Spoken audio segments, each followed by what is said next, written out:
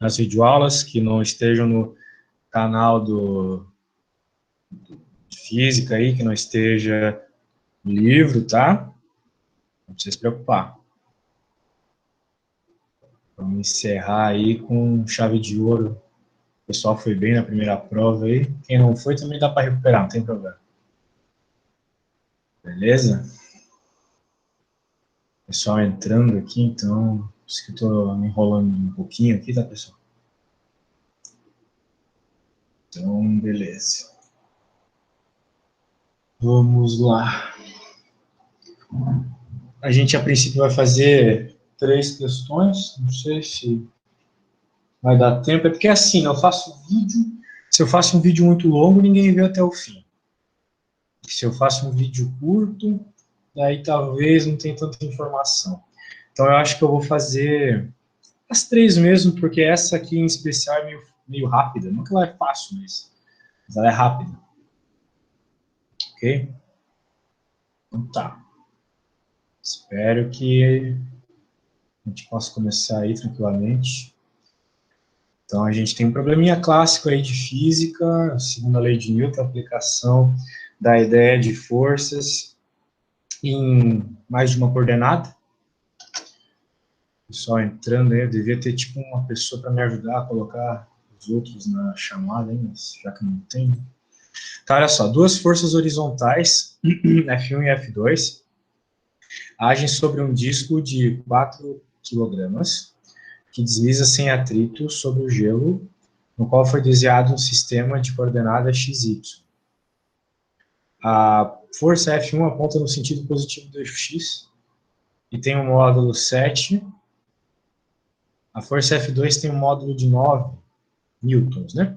A figura 532 mostra o componente V de X da velocidade do disco em função do tempo, que é esse gráfico aí. A velocidade está aumentando linearmente com o tempo. Então, a gente já consegue analisar que existe uma aceleração constante. Nessa altura do campeonato, galera, depois dessa primeira prova de física geral 1 aí, vocês já tem que olhar para um gráfico e entender o que está pegando.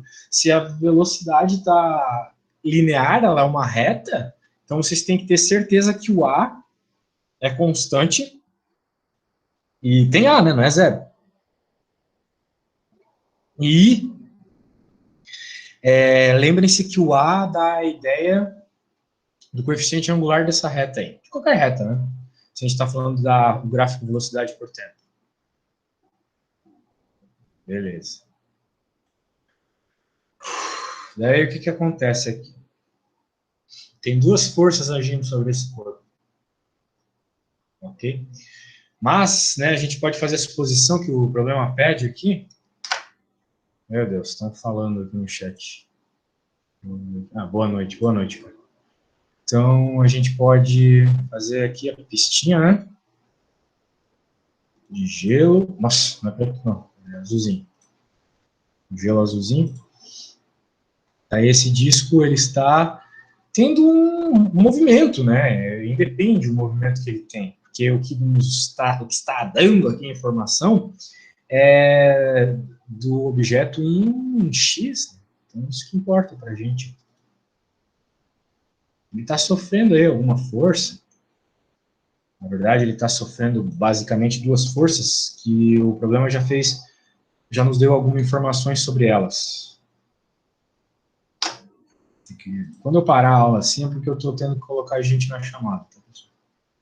Então, ele tem uma força F1 que aponta no sentido positivo de X. Então, a gente pode indicar essa força F1 para cá. Nossa, tá feio de ver. Vou calmar ela aqui. Tá bem colorido aqui, né? Ai, que alegria. Mais uma pessoa aqui. Beleza, então essa é a força F1. A gente vai considerar que a direção que a força F1 tem é o próprio eixo X, né? A ideia é essa. Bem, como é que eu vou colocar o X aqui? Assim, esse é o eixo X. X. Então, ortogonal a ele sempre tem o eixo Y. Eu quero colocar pontilhado, mas é difícil no Paint, né? Se no Paint é difícil, nos outros é pior ainda. Beleza. Então aqui a gente tem uma força, só que essa não é a única força que age aqui nesse corpo, nesse disco, deslizando no gelo. Tem uma força F2 de módulo 9 newtons. Mas o problema não fala nada sobre essa força F2. Então eu não posso afirmar que ela está no eixo X. É que o Halliday, às vezes, ele tem uns problemas de tradução. Forças horizontais aqui não quer significar isso em português, não quer significar que as duas estão no eixo X, tá? Quer significar que tem duas forças que vão ter um efeito na horizontal. Então, a gente tem uma outra força aqui, ó, que eu vou chamar de F2. Obviamente, existe um ângulo entre elas.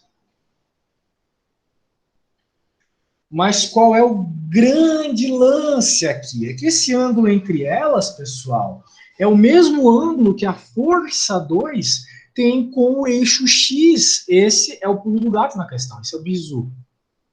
Porque se esse é o mesmo ângulo que ela tem com o eixo X, pessoal, então a hora que eu for fazer a decomposição dos vetores, né, a decomposição das forças, eu posso simplesmente colocar cosseno desse mesmo θ aí. Porque quando a gente faz a decomposição, a gente não usa cosseno para decompor em x e seno para decompor em y. Beleza, então já está dado a resposta praticamente. Porque a gente já tem o ângulo, né? Na verdade, a gente já conseguiu colocar no desenho o ângulo de interesse do nosso problema. Então, uma vez desenhado aqui o diagrama de forças, a gente pode partir para a segunda lei de Newton. Como o que nos interessa é justamente em x, apenas em x e em y não importa, então eu vou colocar o seguinte, ó. Bem, vamos lembrar, né? Afinal de contas é uma aula um tanto quanto introdutória, que o somatório das forças em qualquer coordenada que seja, então eu vou colocar numa coordenada j qualquer aqui, é igual a ma e a aceleração dessa coordenada j, depois de eu ter feito as decomposições. Então, se eu olhar aqui, eu vejo esse vetor F2, ele tem uma componente tanto em y quanto em x, mas eu não estou interessado na componente y. Para mim, só importa o que está acontecendo no eixo x. A princípio, eu não vou precisar buscar nada no eixo y. Então, vamos focar no eixo que resolve o problema. De tal forma que vai ficar F1, essa é uma das forças, mais F2 cosseno de θ. Ok? Igual a massa vezes a aceleração. Muito bem. Muito bem, muito bem. Agora a gente pode isolar o θ. Afinal de contas, é o θ que nos interessa aqui. Então, por hora, eu vou deixar assim, cosseno de θ igual a MA menos F1 dividido por F... Eita. Dividido por... Aqui, dividido por F2. Muito bem. Então tá, então, se eu tiver o M, o A, o F1 e o F2, eu resolvo o problema, porque só vai me faltar o que o problema está pedindo, ou seja, o θ.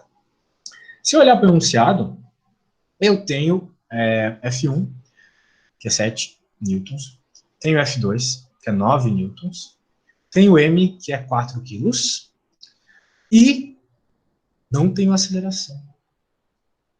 Vamos lembrar o seguinte, essa aceleração aqui é a aceleração na coordenada de interesse. Se eu estou trabalhando no eixo X, a aceleração é em X. Agora, se eu olhar para esse gráfico aqui e eu lembrar das aulinhas de cinemática, eu consigo tirar qual que é a aceleração aqui. Consigo. Consigo sim. Eu consigo devido à equaçãozinha. Qual que é a equaçãozinha? V igual a V0 mais AT. Já que esse gráfico aqui é da velocidade em x, se eu usar as informações que tem nele para jogar nessa equação aqui, x, eu acho o AX. Então, eu vou fazer o seguinte, eu vou fazer o que eu faço com os meus alunos particulares. Eu vou dar 3 minutinhos para vocês encontrarem a aceleração AX. Vocês vão usar o vovô Ateu e as informações que estão nesse gráfico. Quem conseguir primeiro,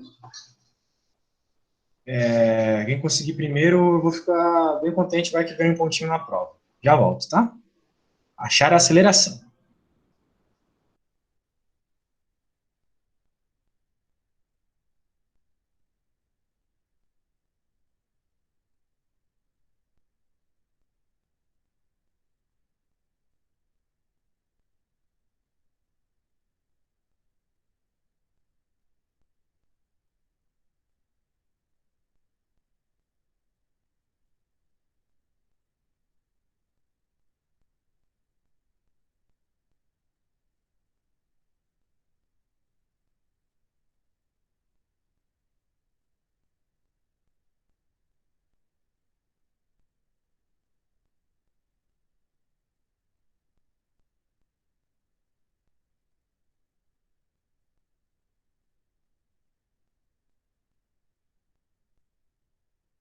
Eu esqueci de dizer, vocês têm que mandar para mim essa aceleração ou aqui no chat ou no meu e-mail, mas mandem aqui no chat a resposta.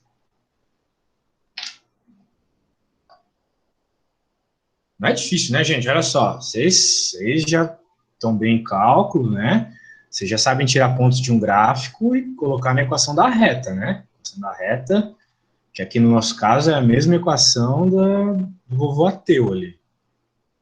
Assunto da primeira prova. O pessoal tirou 10 aí, já dava para ter conseguido encontrar qual que é essa aceleração, hein?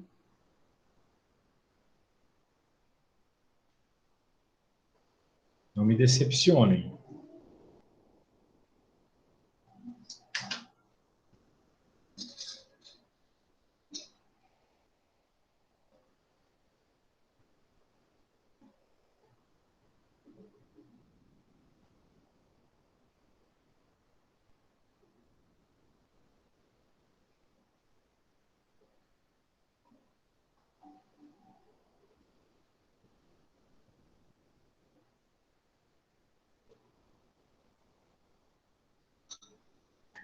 O pessoal mitou 3 metros por segundo mesmo. O Jonathan foi o primeiro que escreveu.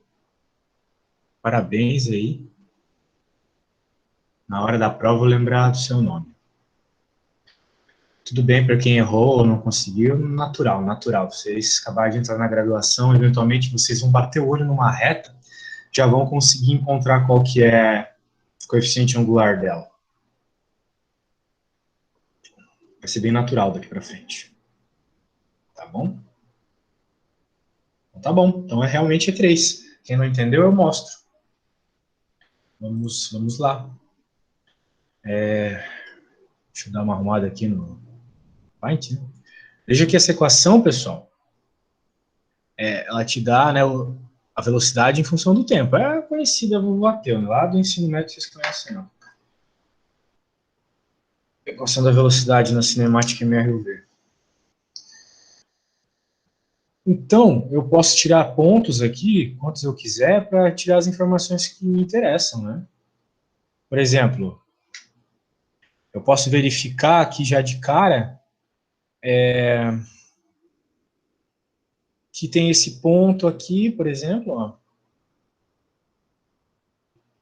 que é um ponto bem visível aqui, então quando o tempo é 3, a velocidade é 5. E tem também um outro ponto interessante aqui, que se o tempo é 3, a velocidade é 2. Claro que existem jeitos mais rápidos de fazer, mas eu vou fazer de jeito mais didático.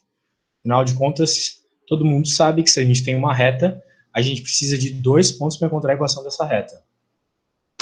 Ok? Então, a ideia é essa. Por isso eu mostrei esses 2 pontos aí para vocês. Não está mostrando a tela? Não. É problema aí no teu Google. Tá certinho. Beleza. Então, a gente tem esses 2 pontos aí. Vamos anotá-los que eu falei. T3V5, T2V2. T3V5, T2V2. Agora eu coloco as unidades porque eu sou meio esquecido, então tinha que falar rapidinho. Agora o que a gente vai fazer? Vai pegar esses valores e jogar na equação da reta. A gente joga primeiro esse ponto que eu vou chamar de 1 e depois esse ponto que eu vou chamar de 2. Então, com isso a gente vai achar tanto a velocidade inicial quanto a aceleração. É o mesmo processo que a gente faz lá em matemática, né, quando a gente quer encontrar a equação da reta, ax mais b. A gente tira 2 pontos, joga eles na equação da reta, encontra o a e o b, o que vai nos caracterizar a equação da reta em questão. Então, bem, aqui fazendo rapidamente, né, vai ficar 5 igual a vx0 mais ax3, 2vx0 mais ax2. Então, se eu diminuir uma da outra, e isso tu sempre vai poder fazer, vai cortar os vx0, né? Porque vx0 menos vx0 dá 0. 5 menos 2 dá 3. Isso aqui vai dar 0. 3ax menos 2ax vai dar ax. Então, a gente acha que ax igual a 3. Tá aí, rapidamente feito Alguém queria entrar aqui, sumiu o bagulhinho. Então tá. Tá, vamos lá. Acredito que você tenha entendido até o passo em que eu coloquei na própria equação da cinemática os pontos que eu tirei, né? Então tá bom. Então, eu vejo as duas equações com os pontos colocados e penso, se eu diminuir uma equação da outra, com certeza vai sumir esse termo. Porque Vx0 menos Vx0, independente do seu valor, vai dar zero. X menos X dá zero, independente do valor de X. Aqui é a mesma coisa. Daí eu olho aqui, 5 menos 2. Lá da quarta série, 3. Daí Vx0 menos Vx0, como a gente acabou de conversar, zero. Daí aqui o que a gente tem, né? AX vezes T. A gente substituiu os tempinhos, daí ficou AX vezes 3, embaixo AX vezes 2. Então, né, a gente pensa assim, 3AX menos 2AX fica 1AX. Da mesma forma que 3 bananas menos 2 bananas dá uma banana.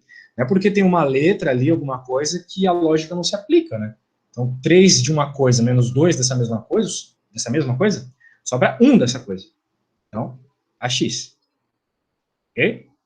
Muito bem, então, né, 3 igual a 0 mais AX. Então, pela lógica, né, AX igual a 3, que era o que a gente estava procurando.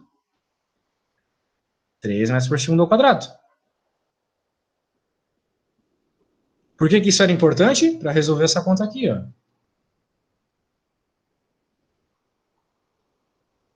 Cosseno de θ igual a MA menos F1 dividido por F2. Beleza? Então, de acordo com o enunciado, o M é 4.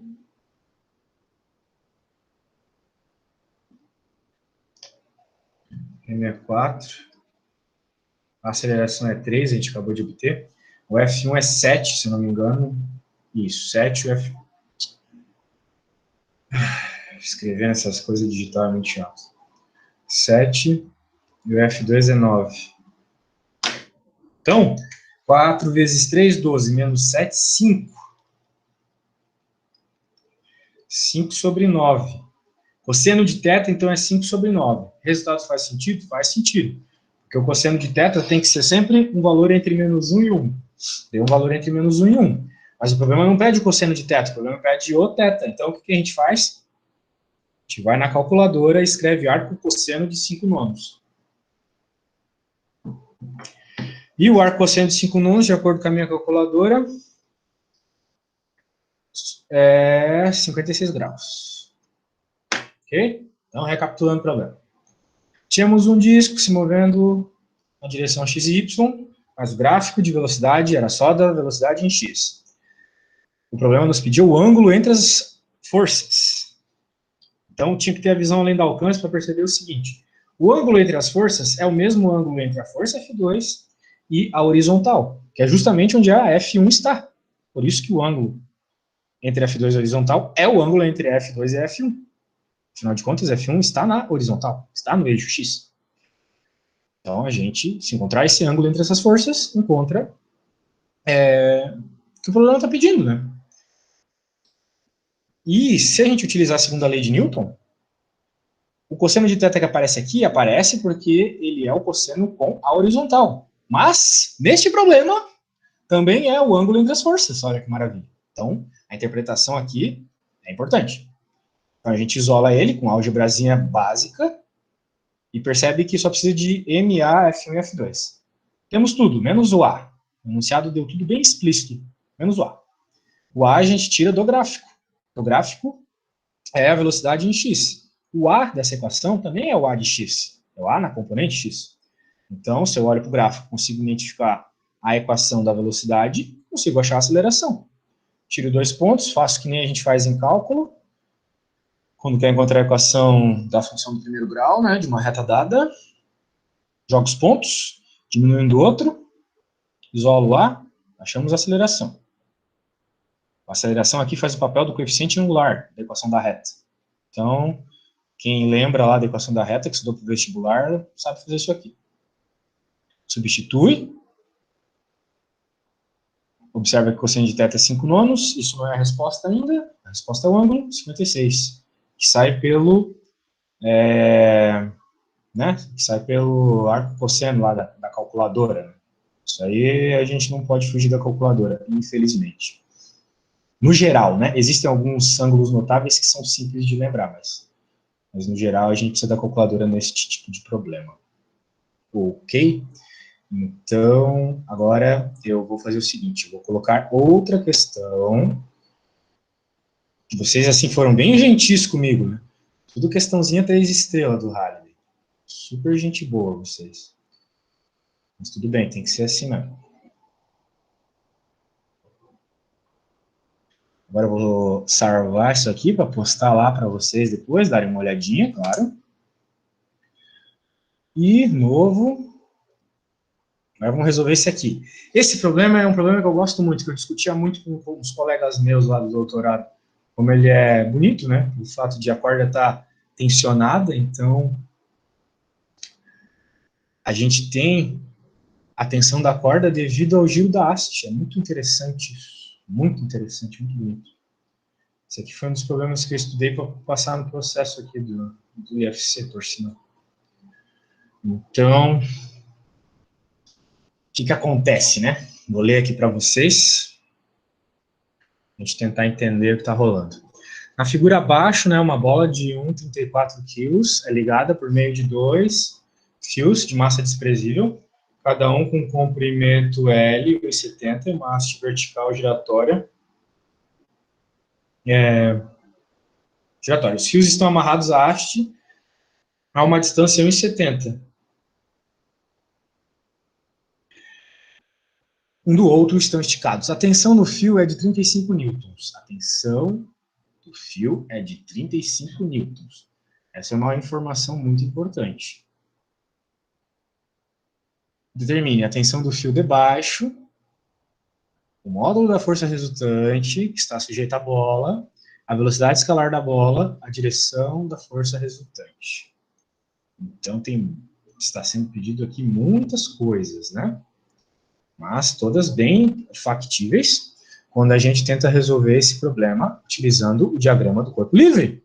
É o diagrama do corpo livre que resolve aqui para a gente. Okay? Só ele. É impossível resolver de outro jeito. Né? Levando em conta que a gente está usando condições de força, né? É assim que a gente resolve, então. Então, eu vou fazer o mesmo desenho, só que agora de uma forma física. Bem, eu vou fazer o seguinte, vou colocar um vetor para cá, indicando que existe uma força de tensão aqui, que eu vou chamar de TC, porque eu estou falando do fio de cima. E também vai ter um TB, porque eu estou falando do fio de baixo. Vocês vão concordar comigo que essas forças, elas têm a mesma direção do fio. Afinal de contas, são forças que estão no fio. Então tem que ter a mesma direção. O problema deixa claro que há uma simetria aqui. Então, a gente tem um ângulo θ aqui e o mesmo ângulo θ aqui. Ok? Muito bem. Eventualmente, a gente pode achar esse θ aí, se for de interesse. Bem, não são só essas duas forças que estão agindo sobre ele, né? Não é só a TC e a TB que eu vou colocar aqui, que é a tensão da corda de baixo. Temos também a força peso.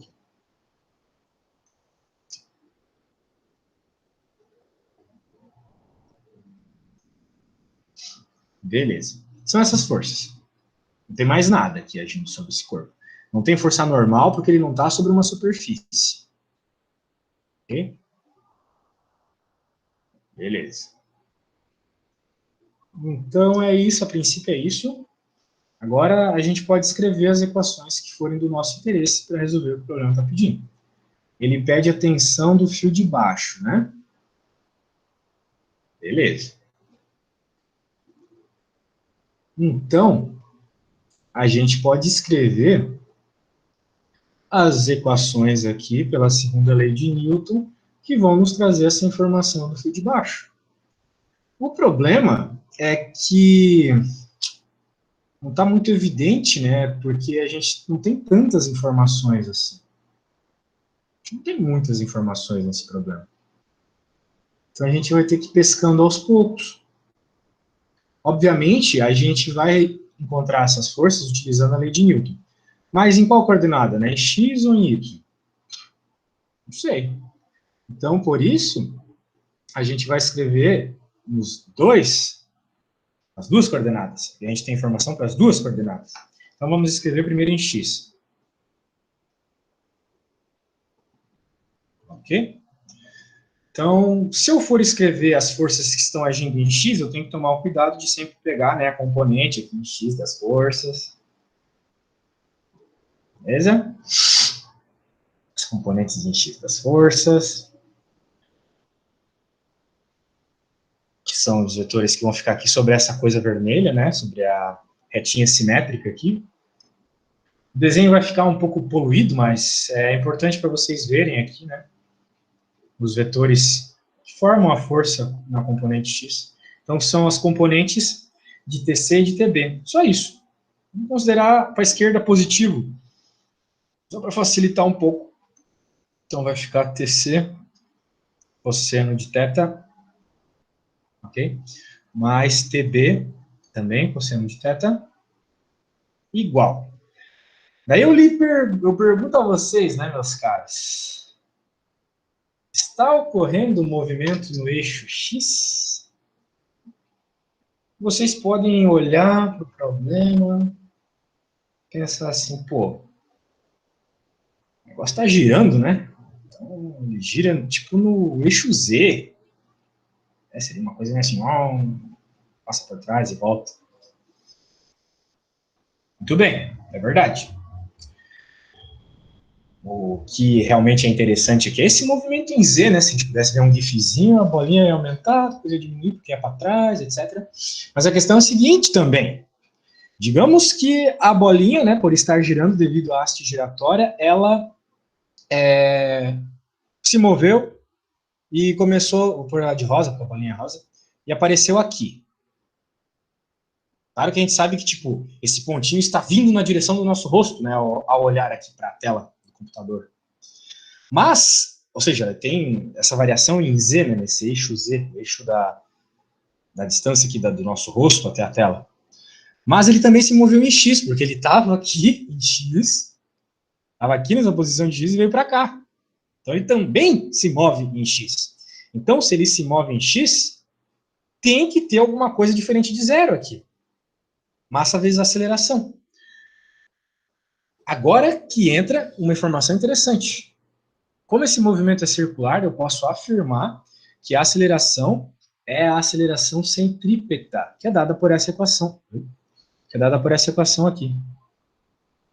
mv² sobre r. Porque ele está girando, tá? A coisa está girando, é mv² sobre r, a aceleração. Beleza? É isso. Essa velocidade aí, ela é um princípio constante, né? Para que, consequentemente, a aceleração seja constante também. Então, essa aí é na coordenada x. Agora, em y, a bolinha não sobe nem desce. O enunciado falou que a bolinha continua ali girando nessa posição. Então, em y, ela não sobe nem desce. Por isso que, diferente de x, o somatório das forças vai ter que ser zero, tá? Em y. Então, eu vou escrever as coisas aqui. Física é assim, precisa de um nível de abstração um pouquinho alto. Vamos lá. Bem, aqui como a gente tem a força TC para cima e TB para baixo, elas têm esses sentidos diferentes, né? O vetor da componente Y seria para cima aqui na TC, mas na TB seria para baixo, né? Espero que vocês estejam bem de geometria analítica, hein, pessoal? Aqui não é X, Samuel. Aqui é TB, TC, Y. Muito bem, então a gente percebe que os vetores, decomposição no eixo Y, têm sentidos diferentes. Então o sinal é diferente, a consequência é essa. Eles entram com sinais diferentes aqui. Então, vai ficar TC seno de θ menos TB seno do mesmo θ. Mas temos uma outra força aqui, ó. Todo mundo esquece dela. Força-peso. Essa força-peso só age em Y. Diferente de um plano inclinado, que a gente tem que trocar os eixos, aqui não precisou de nada disso. Como ela está para baixo, eu vou considerar menos P. Isso aqui igual a zero. Tudo igual a zero porque ela não se move em Y. Ok? Então, o que a gente pode fazer aqui? A gente pode igualar essas duas equações, né? Lembrando que eu quero a tensão na corda de cima. É isso que perde o enunciado. Tensão... Ah, desculpa, no fio de baixo. Então ele pede TB.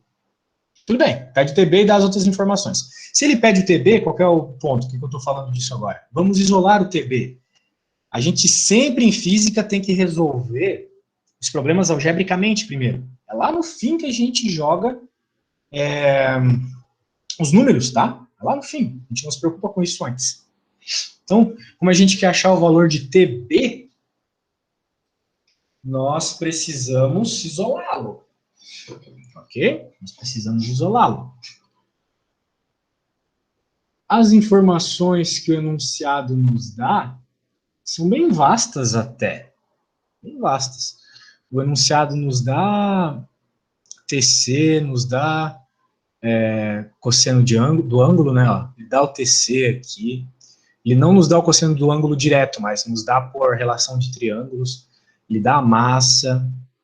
E ele dá bastante coisa aqui, bastante informaçãozinha importante é dada. Ok? Só que ele não nos dá essa informação de velocidade aqui. Essa informação não foi dada. Então é com isso que a gente vai ter que lidar por hora, né? Isso que a gente vai ter que lidar por hora. Que a gente não tem a velocidade aqui no eixo X. Não foi dada essa informação de velocidade. Então talvez usar a equação de X seja algo que vá nos atrasar. Porque se vocês vão concordar comigo que TC foi dado pelo enunciado, seno de θ é dado por relação de triângulos, e P foi dado pelo enunciado, porque foi dada a massa do objeto. Então, se eu só usar a equação de Y, como ela tem menos termos, não tem a velocidade, eu consigo encontrar o que o problema está pedindo, TB. Vamos isolar TB, então, na equação de Y aqui, pessoal. Vai ficar como, né? TB igual. Tem alguém entrando? Deixa eu colocar aqui. Beleza. TB igual. Bem, se eu passar o TB para lá, vai ficar TC seno θ menos P dividido por seno θ. Só isolei TB, tá? Algebrinha básica também. TC e P nós temos, né? TC, de acordo com o enunciado, é 35 newtons, tá lá, qualquer coisa vocês podem olhar no Halliday depois. P é igual a 1,34 kg vezes a gravidade. Então, para facilitar aqui, eu vou colocar 13,4 newtons. Claro que é 9,8, mas estou com um pouco de preguiça de pegar minha calculadora no momento. Agora, a gente tem que achar o seno do ângulo, né? Como é que a gente vai achar esse seno desse ângulo? Olhando para essa parada aqui, ó. Vocês têm que concordar comigo que isso aqui é um triângulo, pô. Aqui está o mesmo θ, que está ali no problema. O enunciado me falou qual que é L e me falou qual que é D. Então eu olho e vejo um triângulo maravilhoso aqui. Muito bem, eu vejo esse triângulo e é só isso que eu preciso para resolver o valor do θ. Veja, essa região aqui é D sobre 2, né? Então vocês vão concordar comigo que seno de θ é igual ao D sobre 2 dividido pela hipotenusa, que é L. Seno de θ, então, D sobre 2 é 1,70 dividido por 2. Nossa, eu tenho que pegar uma calculadora aqui, eu realmente não sou bom nesse número. 1,7 dividido por 2, 0,85. 0,85 dividido por... É D dividido por 2. Mas é 1,70 também. É 1,70. Legal. Então agora tem que dividir isso por 1,70. 0,5. Seno do ângulo deu 0,5.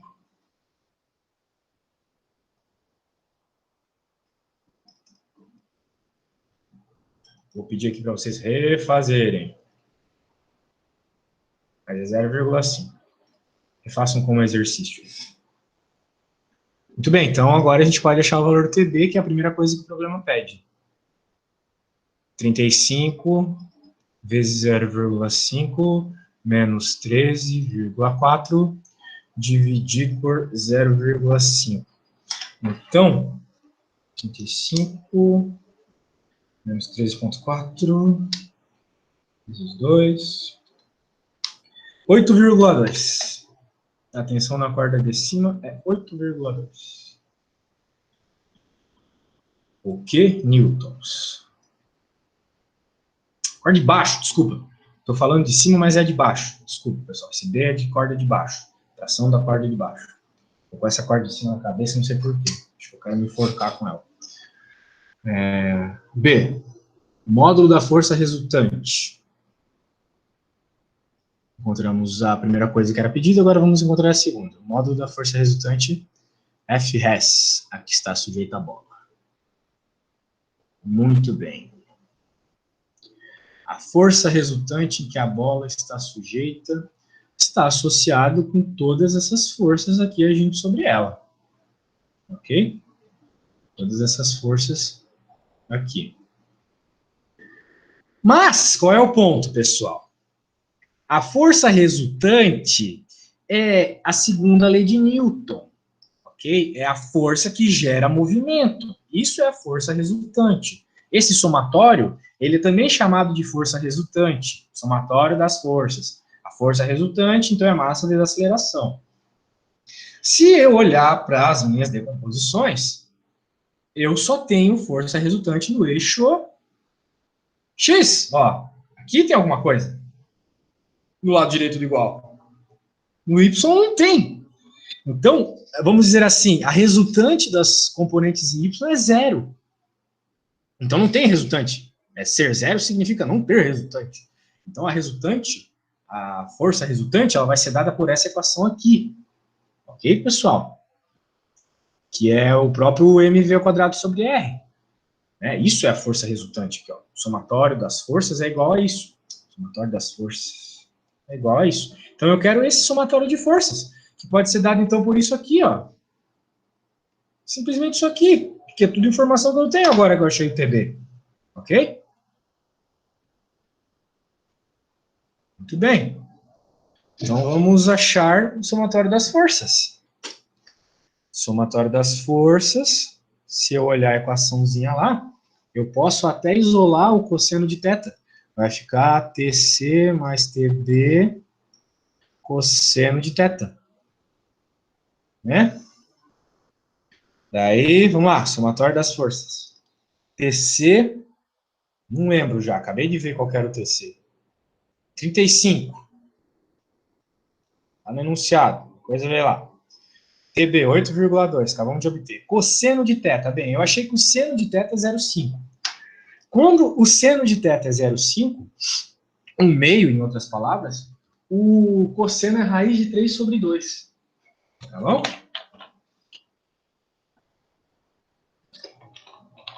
O que deixa muito claro que o seno de θ é 30 graus. Quer dizer, o ângulo é 30 graus, desculpa. Então, seno de 30 é meio e cosseno de 30 é raiz de 3. Então, aqui vai ficar raiz de 3 sobre 2. Raiz de 3 sobre 2, tá? Cosseno de 30 é raiz de 3 sobre 2.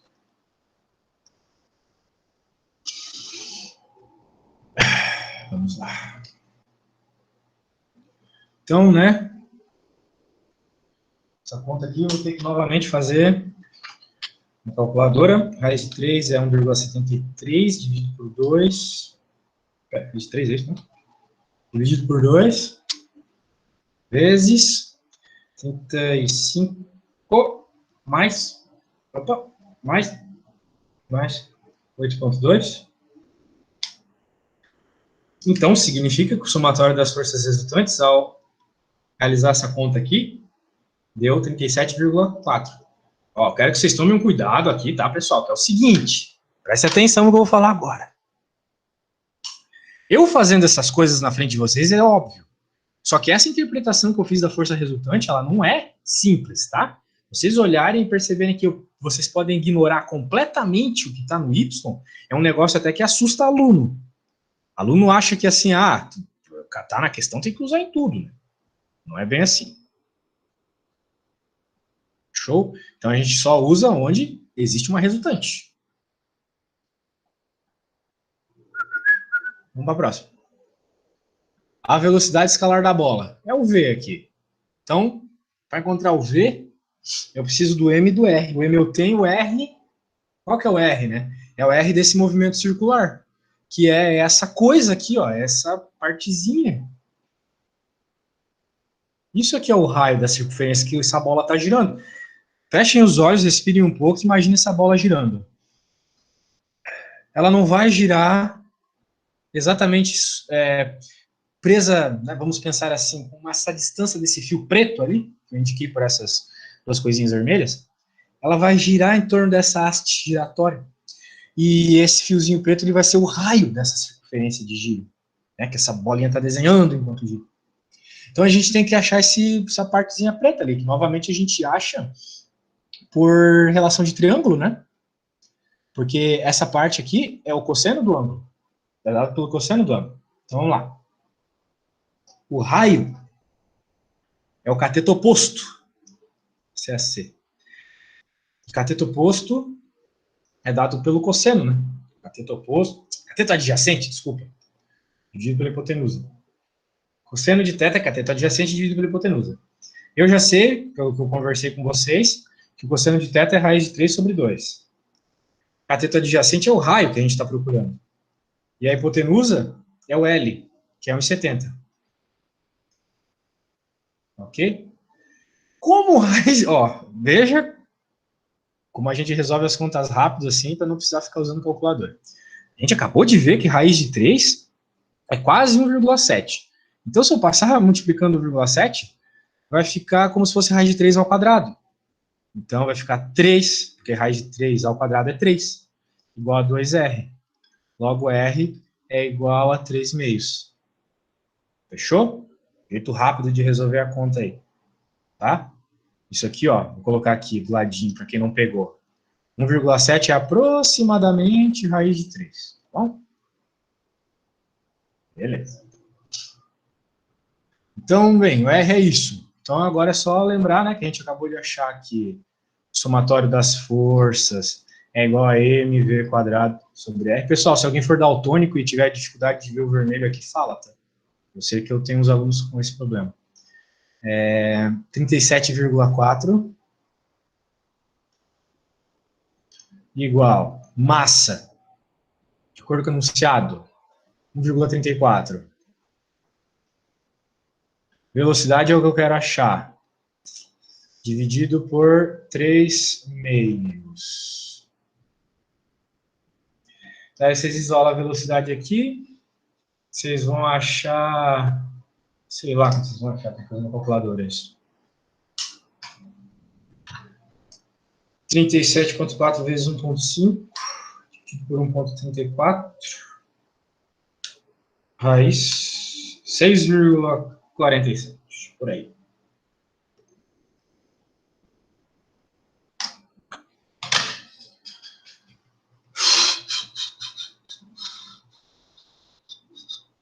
Ainda não acabou.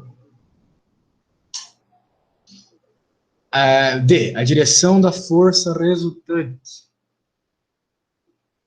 Vamos entender, então, isto. Bem, eu conversei com vocês aqui, né, que essa bola está girando, daí ela vai se mover no eixo X e no eixo Z também, ela só fica paradinha em Y. Ok? Como a aceleração é a aceleração centrípeta, ela já dá a resposta da D. Porque a força resultante tem a direção da aceleração centrípeta, que sempre aponta para o centro da trajetória. Então a gente chama essa direção de direção radial, tá bom? Porque tem a direção do raio, obviamente.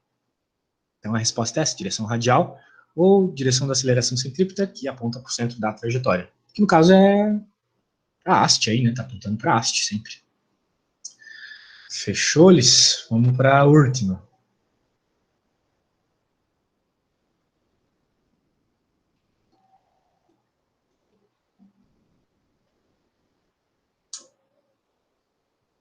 Vamos para a última.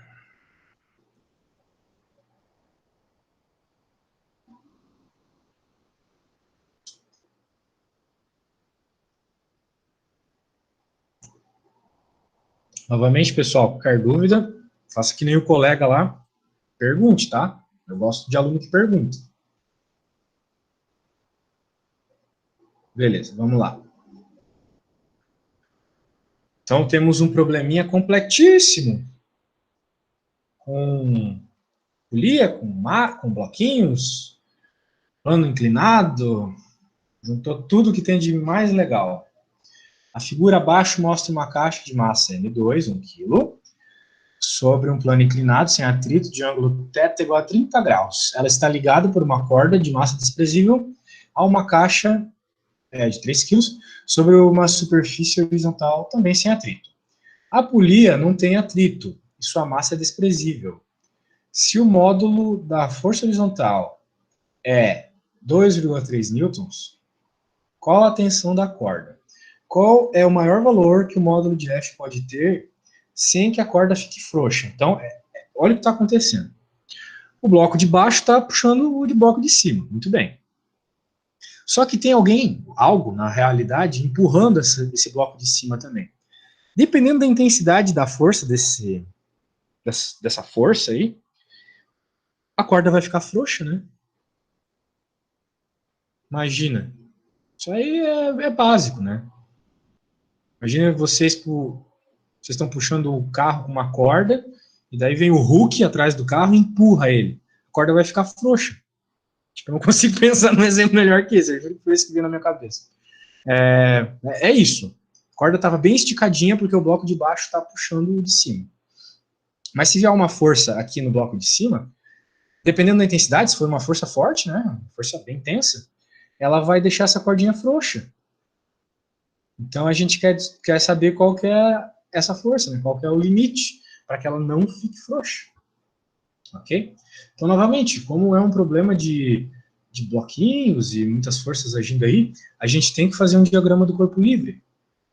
Ok? Diagrama do corpo livre. Vou fazer ele grandão aqui, porque é uns desenhos grande, né?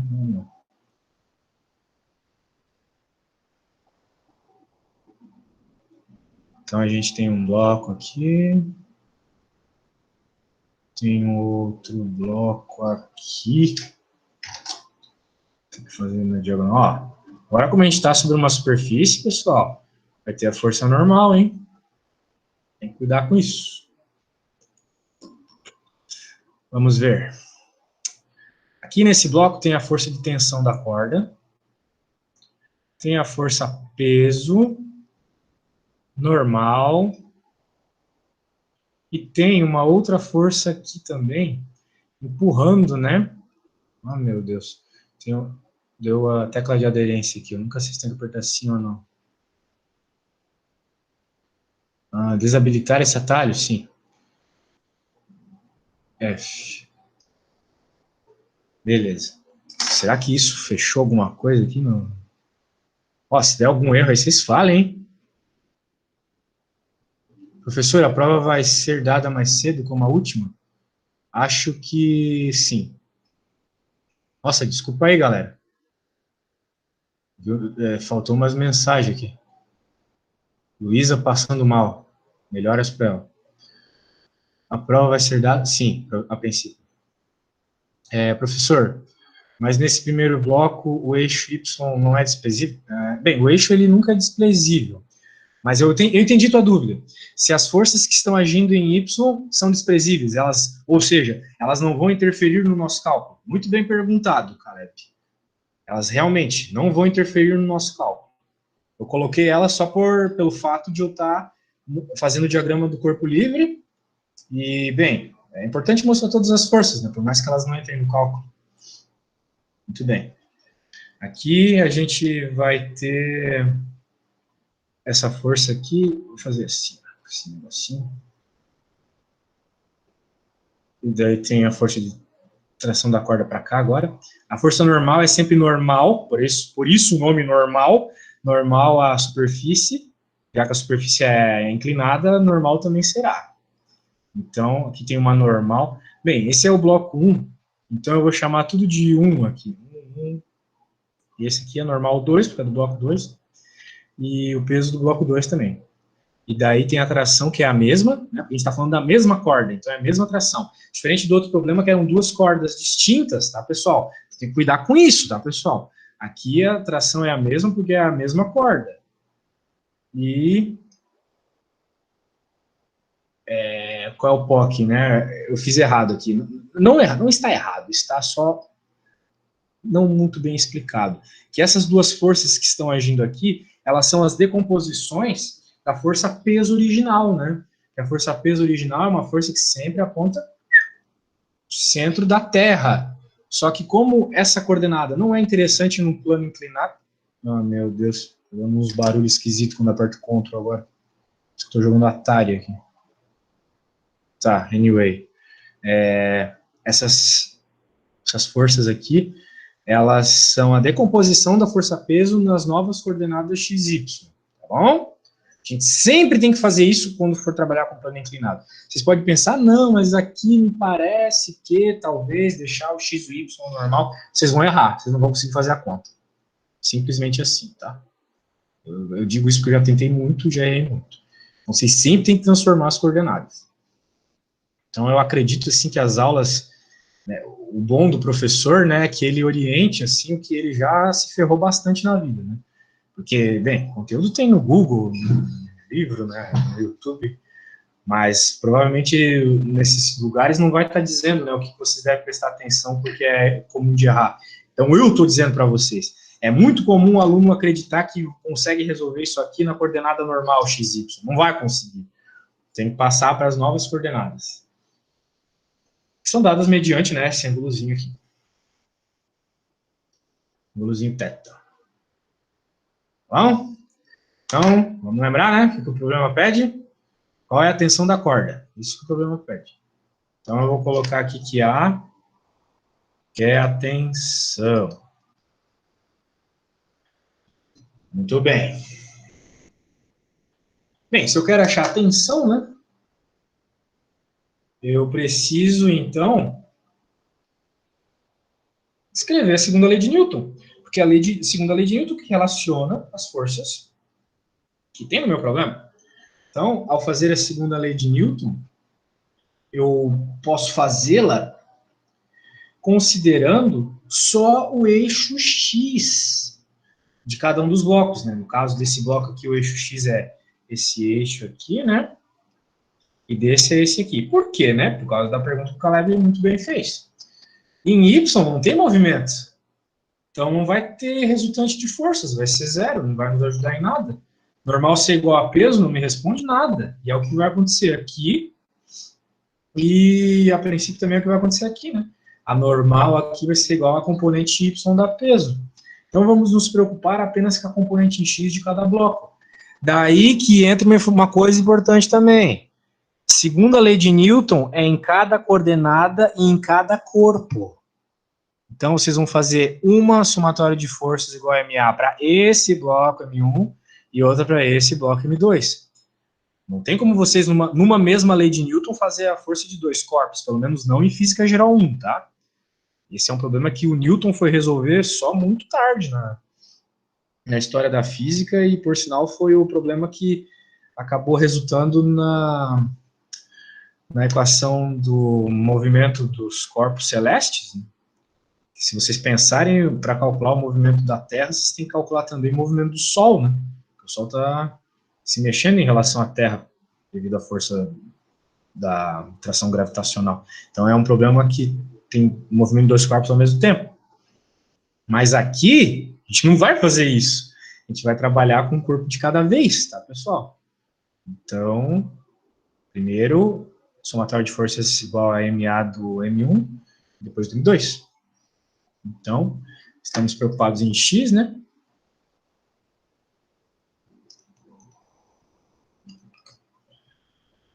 Então, vai ficar M2G seno θ menos T igual a M2A.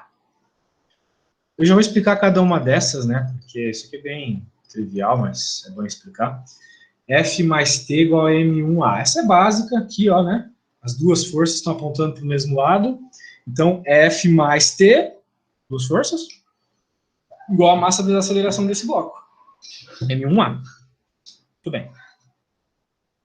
Agora, para esse aqui, T está na direção que eu vou considerar negativa e P2 na positiva. Então, por isso que ficou P2 menos T. Mas daí eu já abri o P2 aqui, né? Que é massa vezes gravidade, né? Peso. Isso é peso, né? E isso aqui indica que eu estou falando da componente no eixo X. O peso no eixo X é sempre P vezes seno θ. Isso aqui é bom decorar, tá? Outra dica também, se vocês tentarem decompor isso na hora da prova, não vai ser legal, não é tão trivial assim. Tem que usar muita regra de geometria plana aqui, né? Semelhança de triângulos, blá, blá, blá. Melhor decorar de uma vez, tá?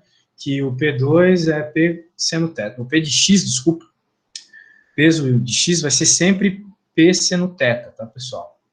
Então tá bom. Beleza, se a gente isolar o A aqui, né, e aqui que está um grande ponto também, afinal de contas, se eles estão ligados pela mesma corda, a aceleração dos dois é igual. Tem que ser igual. Estão ligados pela mesma corda, pô.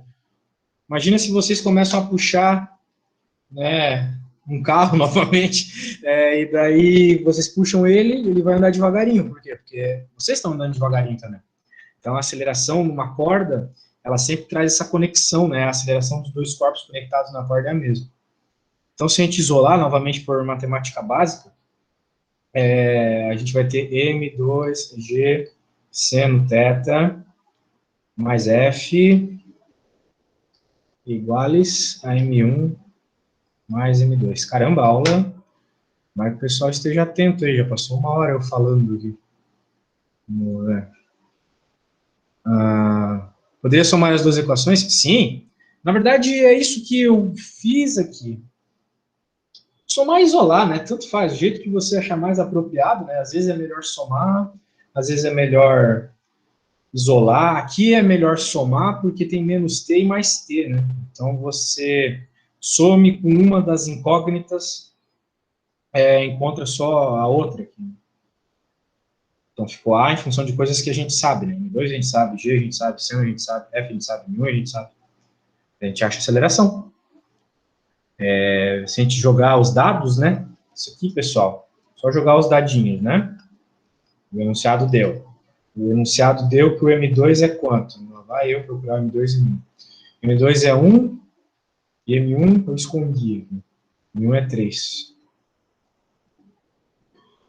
M2 é 1 e M1 é 3.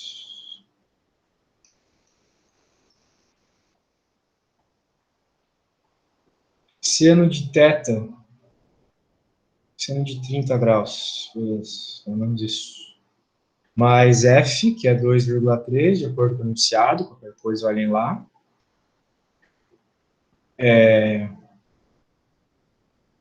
M1, M2.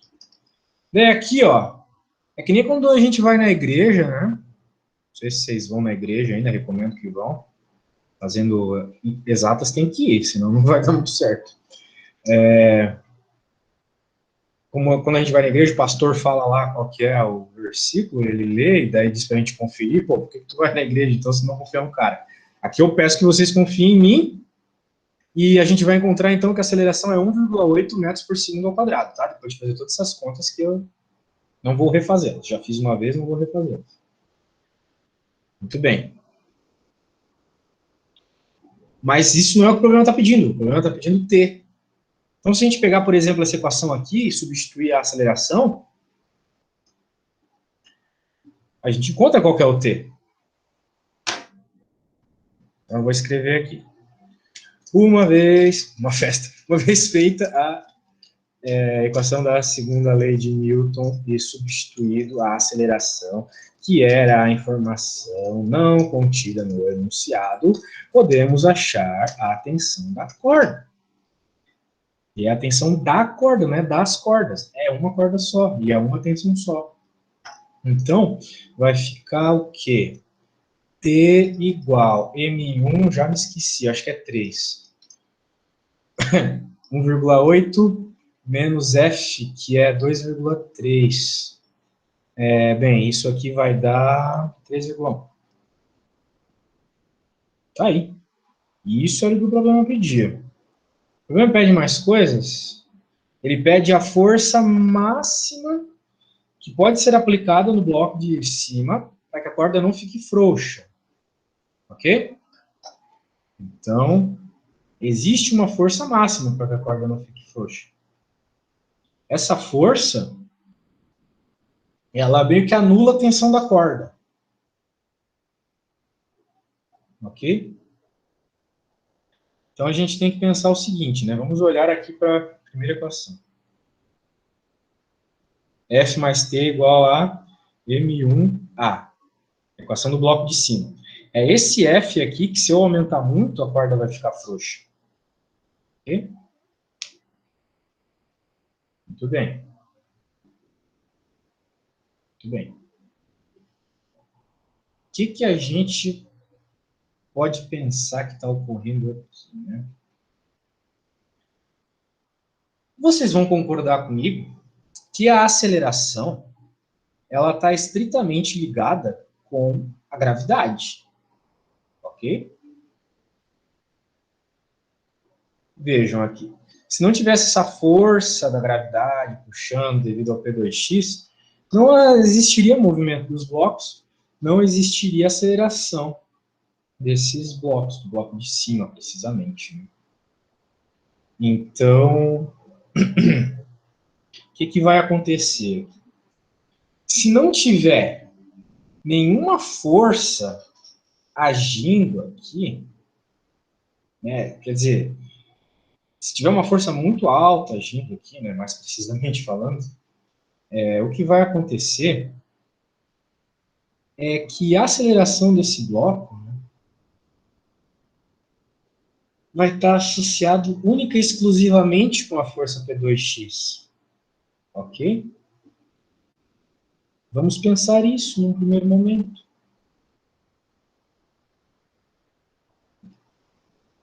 Então, o que vai acontecer, né? Olha só que interessante, olha só que interessante. Vocês vão concordar comigo que se eu aumentar muito essa força F, não vai ter mais tensão na corda, porque a corda ficar frouxa significa não ter tensão na corda. Então, vai chegar o ponto em que essa e essa força vão se anular, não vão mais existir. Daí que entra todo esse papo que eu estava falando para vocês. A aceleração vai ser única e exclusivamente por causa de P2x. Não vai ter mais o T na equação. Ele ia assumir. Esse é o caso crítico. É o caso da iminência disso acontecer. Na iminência que T seja igual a zero. No limite. Então, por isso, no limite, a gente considera que ele é zero. E encontra, então, essa força. Ok? Agora, como eu falei para vocês, né? A aceleração vai ser única e exclusivamente devido a P2x, que a gente já sabe qual é, né? Então, a gente vai, nesse último caso aqui, dizer que F vai ser igual a M 1, né? Já que estou tratando desse bloco. Agora, a aceleração devido à força P2x, que é mg seno teta. Bem, o m não entra porque é o próprio m da equação, né? O m1, eu coloquei um m a mais. G seno teta, o qual eu já sei qual é o teta, né? Então vai ser o M1, que é 3, o G, que é 9,8, e o seno do ângulo, que é 1,5. Seno de 30 é 1,5, tá, pessoal? Então, novamente, né, se vocês não estão pondo fé no que eu falei, eu vou falar de novo. Aplicar uma força muito alta a ponto dessa corda ficar frouxa significa cancelar as tensões. Ok? Então, a aceleração do arranjo todo vai ser simplesmente a aceleração da força P2x. Então, a gente volta para essa equação, que dá a aceleração do bloco de cima. Ele vai nos dar, então, que força é igual a M1 vezes a aceleração do arranjo. E a aceleração do arranjo, novamente, por causa só de P2x. Que, bem, a gente sabe qual que é, né? A gente tira aqui da equação de cima. Talvez eu fui meio rápido nesse ponto. G seno θ. É um tanto evidente, mas né, a equação aqui de cima mostra isso. Que a aceleração do arranjo vai ser G seno θ. Isso aqui vai ser zero, né? Vai sobrar só G seno θ. Que, de acordo com a conta aqui, vai dar, essa conta vai dar praticamente 15 newtons. Bom, pessoal, essa é a revisão para a nossa provinha. A provinha está marcada, né, já. E, bem, caso vocês tenham dúvidas aí até o dia da prova, é só entrar em contato comigo, tá, pessoal? Eu vou tentar responder pelo e-mail, mas não vai ser nada, novamente, que fuja dos exercícios do Halliday e do que eu acabei de passar para vocês e da teoria que eu falei nas aulinhas. Então, se não há mais nenhuma dúvida, eu me despeço aqui de vocês, desejo boa sorte na provinha e também desejo que vocês tenham um ótimo fim de ano aí. Eu falei alguma besteira, pessoal? Vocês estão rindo da minha cara aí? Bem, anyway, eu falei alguma coisa? Pô, o que vocês estão rindo aí? Ah, tá. Ele realmente é um carinha engraçado. Assim. Tá. Novamente, na hora da prova, eu quero que vocês façam desenhos bem grandes, principalmente porque a gente está tratando agora de um assunto que tem muitos desenhos, né? Que é esses diagramas de corpo livre aí, é para desenhar mesmo. Teve gente que ganhou uns décimozinhos só por ter letra bonita e deixar bem colorido, assim. Mas física, se não fizer desenho, fica muito ruim de interpretar, gente. Então, por isso que eu estou dando a dica aí. Muito bem. Então, o diagrama do corpo livre com setas bem grandes, corpos bem grandes. Desenvolver, né, segundo a lei de Newton, passo a passo. Resolver primeiro algebricamente, depois jogar os números. Com isso, tenho certeza que todo mundo vai bem, tá bom? Então, novamente, boa noite para vocês, ótimo fim de ano aí, Feliz Natal, etc. Até a próxima.